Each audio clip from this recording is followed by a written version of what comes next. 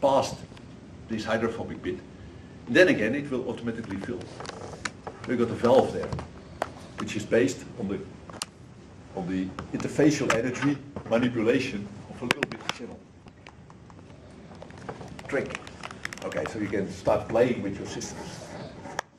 Another way to play with your systems is by electrowetting. So what you see here is a droplet that sits on a piece of metal, and the piece of metal is insulated by, for example, oxide. And you got a wire in the droplet, and this piece of metal you connect a wire to as well, and then you put a voltage in between this piece of metal, isolated from the droplet, and that piece of wire. And you can see when you apply the voltage, the droplet becomes wider. How come? Well, you got your normal cosine theta, which has to do with surface energy, as we just saw. That's the cosine theta if I apply a voltage, and there is a new term there. And this term is because of the electrical field over there. And actually also over here, now this is too complicated to explain to you, but you see here that you put charge on top of this insulator, and the electrode is negatively charged, you attract charge to the double layer over there.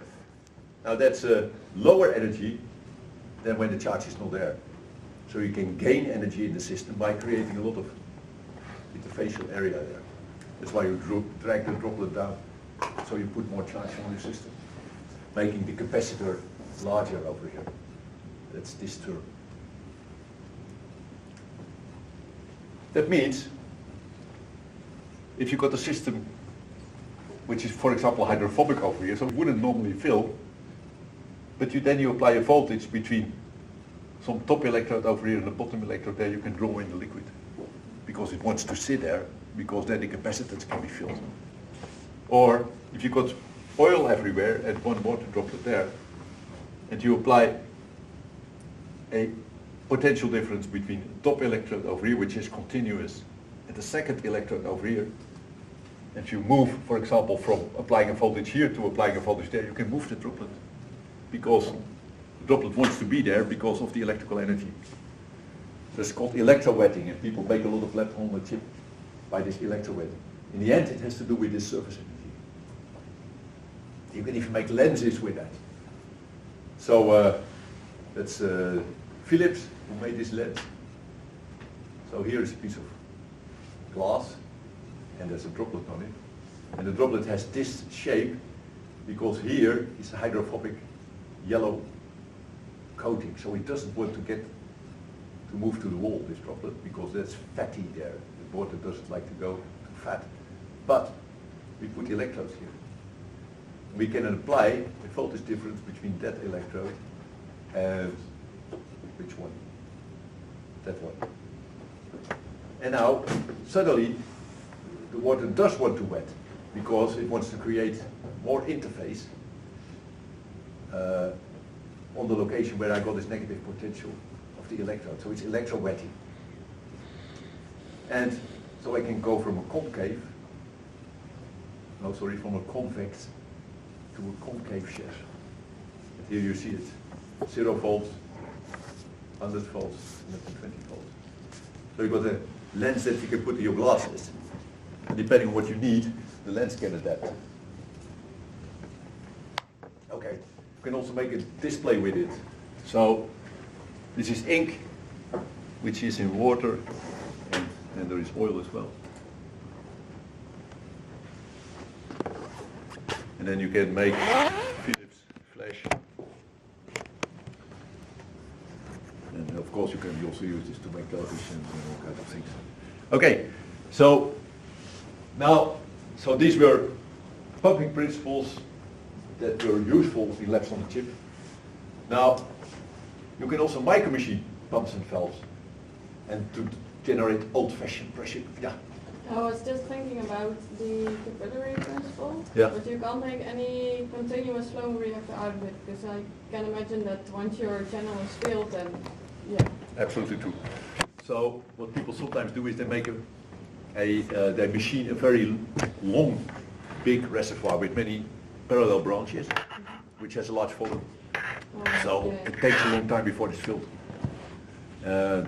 That's a possibility, but still, well, and then what you can even do, if you have evaporation over there, you can go on for even longer. Yeah, but you also need, you will always need some kind of force to evaporate. Absolutely true. Yes, so it will, it will have an end. Yeah. Okay, so can we generate pressure gradients on the chip? Yes, we can. So we can, well, actually I start off here not with a pump, but with a valve.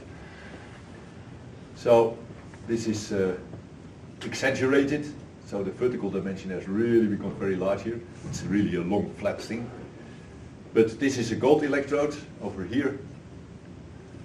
And here we got a piece of silicon, and we could put an electrical potential difference between the silicon and the gold.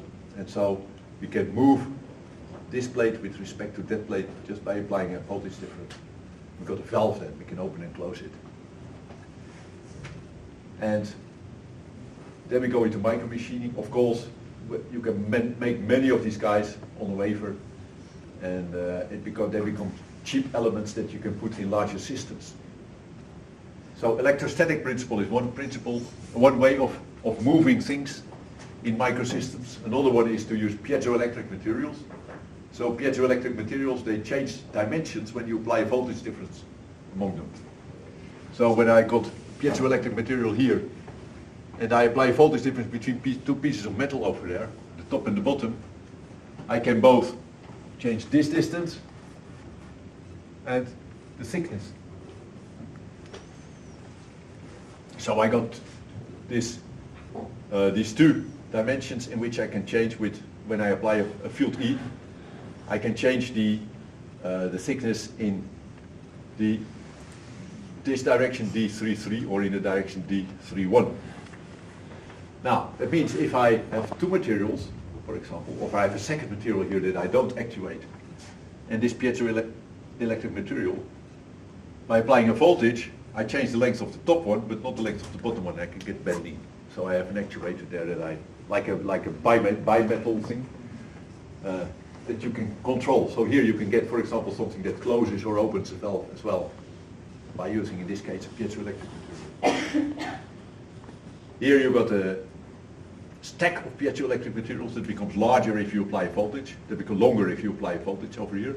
So here it's longer than there. When in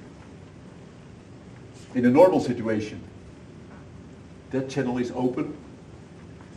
If I apply the voltage, that one is pushed up, and that one is down, and then suddenly that valve is open. So it's a three-way valve, very smart, which is controlled by this stack of piezoelectric material. And you make stacks of that stuff, because one single layer only has a very small thickening when you apply a voltage, but we got 1,000 of them, then you've got 1,000 times more elongation. And you can make dispensers. Now everybody knows it's already around for a long time, inkjet printers, etc., etc. But people also use them in labs on a chip, 3D printing, etc., etc. And quite important, for example, if people want to put little droplets of protein, for example, or of different proteins on a wafer, on your sensors, you use this type of inkjet printer. So this is a smart way of doing it. Here you have a channel. There is your piezoelectric material for actuation. And when you move different liquids through this channel, you can at different moments print droplets of different proteins, for example. So you move your wafer under such a printer, you flow your different solutions through this channel, and you get a sequence of peptides, for example, that you deposit on a certain surface.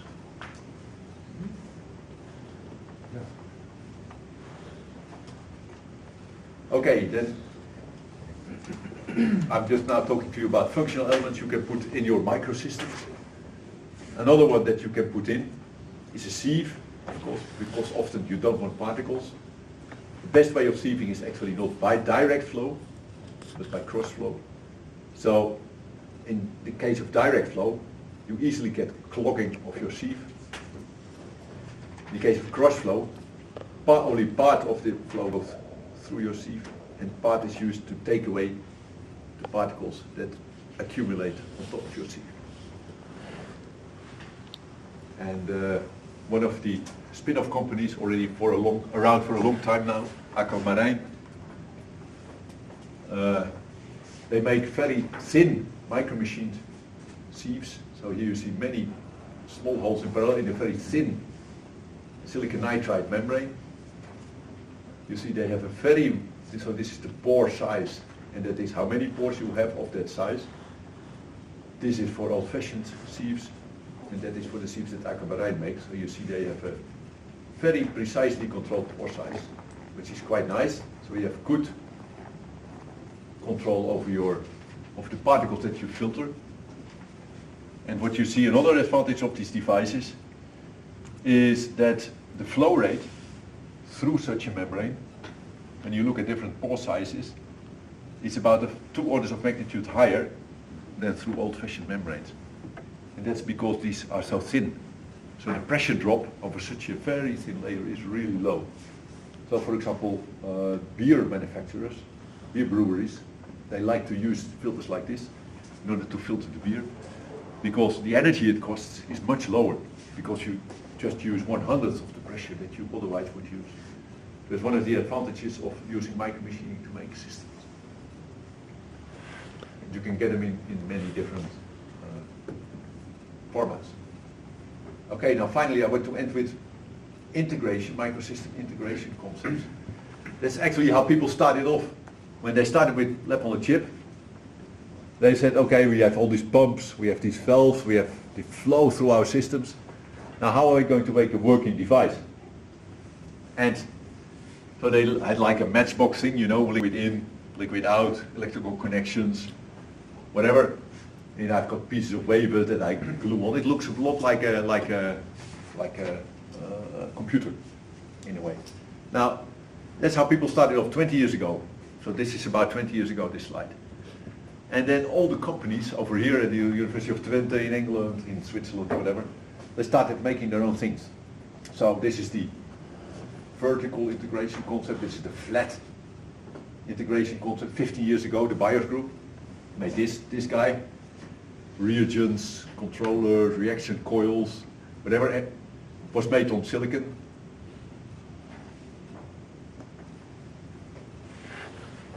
This is the stacked concept. So you take different wafers, you make holes in them, you make channels in them, and you put them all on top of each other, clamp it, and you got your system. Extremely expensive, but it works. Now, this basically, the three-dimensional one and the flat one, they are still around. And at the moment, so this is actually a student in our BIOS group who works now on a new European project, which is about, again, making standards for integration of, and he made a little, so this is like an artist concept of what he is doing.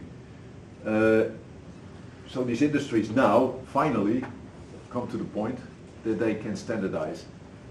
And so our BIOS group went to England just last week. We visited one of the companies, which is basically the leading company in making pumps to connect these systems to. And this consortium now is that far, and that's how far lab-on-a-chip technology at the moment actually is, that companies can start saying, okay, we will adopt the connectors of that company because they are the guys who sell most pumps. And whenever we will make our chips, we will make them with that type of connectors. And we make them with sizes of the channels, which are kind of more or less in a range that is useful, etc., etc.